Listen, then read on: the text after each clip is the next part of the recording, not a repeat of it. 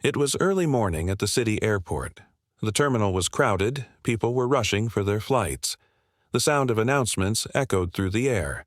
Amidst the crowd arrived Officer Johnny and his loyal K-9 partner, Max, on a special mission. Johnny was an experienced officer, cool-headed, sharp-eyed, and had an unbreakable bond with Max. Max, a German Shepherd, was trained for every tough situation. A special call had come in from dispatch. "There's a suspicion on an elderly man arriving on Flight 107. We've received a tip that he might be carrying drugs. Check Gate B12. Johnny headed toward Gate B12 with Max. Max immediately got to work, sniffing through luggage and people with precision.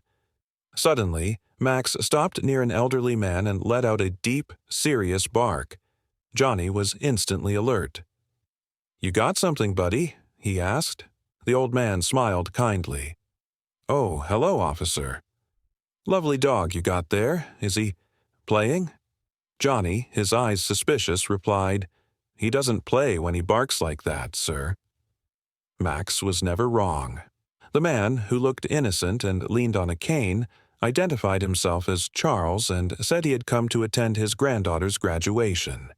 Everything he said sounded normal, but Johnny's instincts said something wasn't right. At the airport security office, Charles's bag was checked.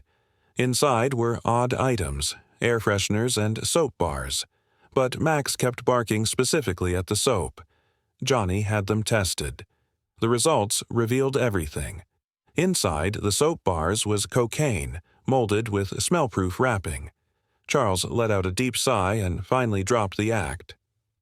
"It's always the dog that gives it away," he said. He turned out to be a seasoned smuggler who had been moving drugs for years using new identities and creative methods. Even his cane was hollow, filled with pills. Johnny calmly said, "Max, we just caught a legend." After Charles's confession, Johnny started pulling up his full profile. When a biometric scan was run, the hidden truth came out. His real name was Charles Vernon, a retired chemist who once worked for a major pharmaceutical company. But somewhere along the way, he strayed from the right path. For the past 15 years, he had used his knowledge for illegal purposes, making custom drugs and selling them to people who would further distribute them.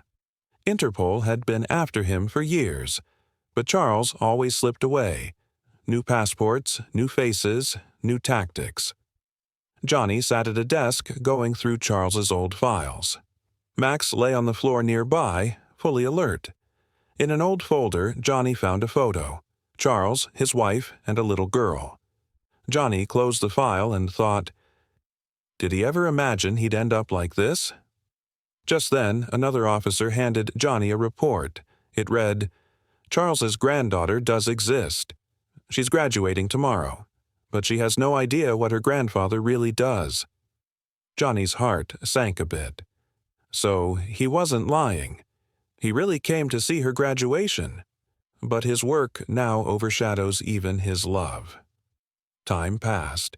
Charles sat quietly in lockup, like a man who had accepted everything. Johnny decided to go speak with him. "Why, Charles? You had everything." Charles chuckled slightly and said, "I had everything.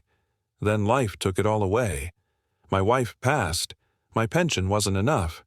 One day, a man came to me and said, 'All you have to do is create a formula. Minds like yours are 1 in a million.' And that was the beginning."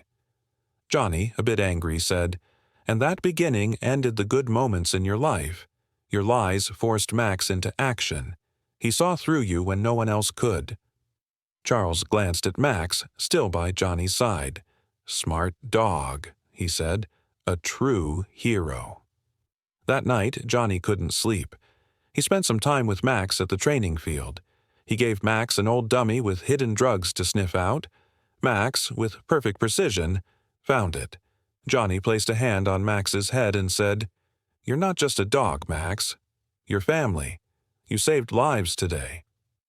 The next morning, airport security was tighter than ever. Charles was to be taken into custody. But Johnny made a request. Could he take Charles, just for a moment, to see his granddaughter from afar at the graduation venue? After some thought, a senior officer agreed, under tight supervision. Outside the graduation hall, Charles saw his granddaughter in her gown, smiling, standing with her mother.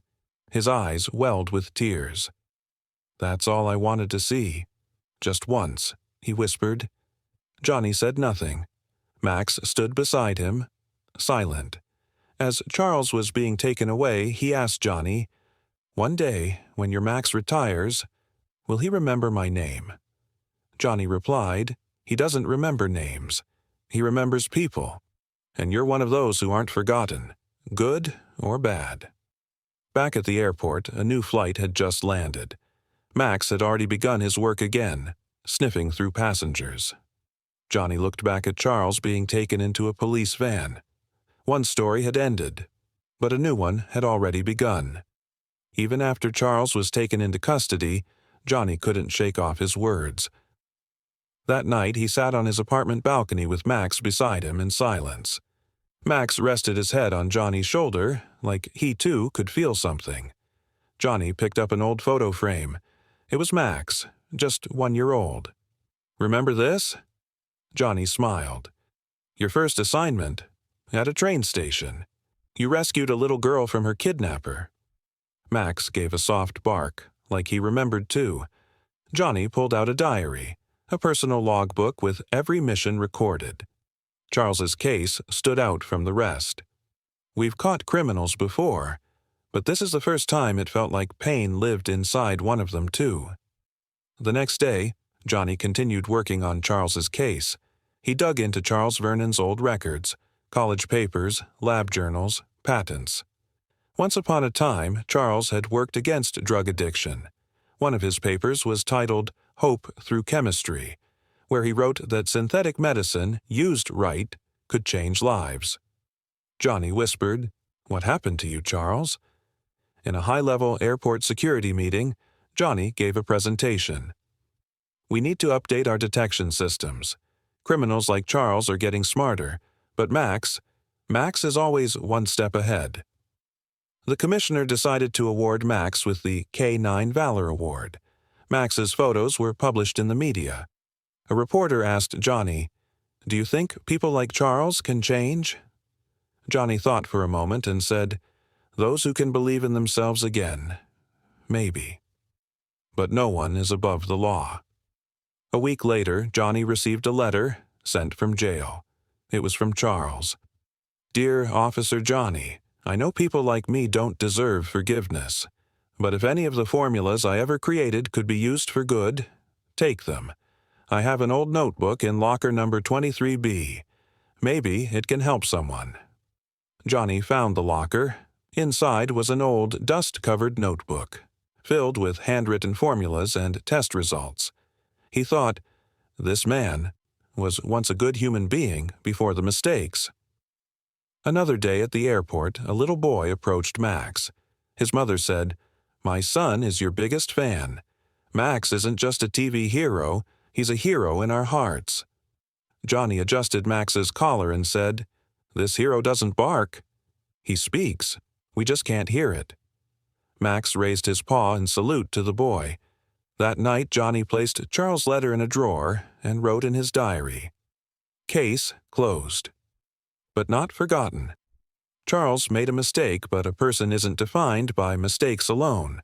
Sometimes it's their intentions, too.